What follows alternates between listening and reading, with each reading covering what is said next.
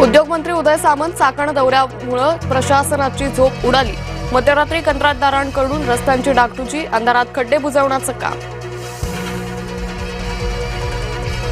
चाकणमधील उद्योजकांच्या प्रश्नांवर आज बैठक। उपमुख्यमंत्री एकनाथ शिंदे घेणार बैठक। औद्योगिक क्षेत्रातील अडचणी जाणून घेणार।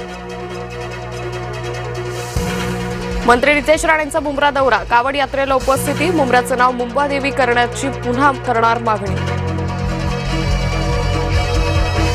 जरांगे पाटलांना आज रुग्णालयातून डिस्चार्ज मिळणार। अंतरवाली सराटीत मराठा अभ्यासकांची बैठक घेणार असल्याची माहिती। श्रावणी सोमवार निमित्त त्र्यंबकेश्वर शहरात सर्व खासगी वाहनांना प्रवेश बंदी। वाहतूक कोंडी टाळण्यासाठी निर्णय। खंबाळे वाहनतळावर वाहनं थांबवण्यात येणार। संभाजीनगरातील बसस्थानकाची परिवहन मंत्र्यांकडून अचानक पाहणी। स्वच्छतागृहाची दुरवस्था बघून प्रताप सरनाईकांचा पारा चढला। अधिकाऱ्यांची घेतली झाडाझडती।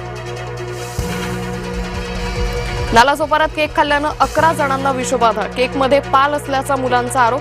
7 अल्पवयीन मुलं, 4 महिलांना विषबाधा। वर्ध्यात चोरट्यांचा धुमाकूळ, तब्बल 12 दुकानं फोडली। सोनं चांदीच्या दुकानातही डल्ला। तपोवनातील वृक्षतोडीवर 8 डिसेंबरपर्यंत निर्बंध। राष्ट्रीय हरित लवादाकडून वृक्षतोडीवरील निर्बंध कायम। पुढील सुनावणी 8 डिसेंबरला घेण्याचे आदेश।